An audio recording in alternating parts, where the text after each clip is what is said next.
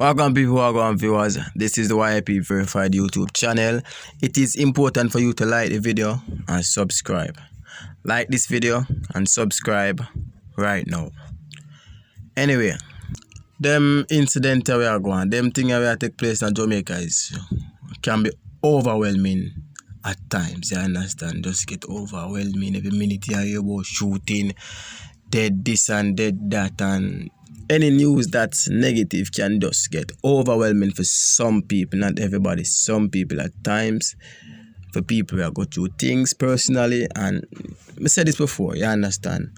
Now, in that incident, the man them approach some people and them a gamble and thing. I'm not sure if a one person or a few person of the group them did a talk to before them shoot them, or them just did address everybody in the group, and then decide to hear we're gonna shoot them, and them just start shoot. You understand? And after the shooting done, 9 people get shot, including 3 women. So out of the 9 people, 3 of them are women.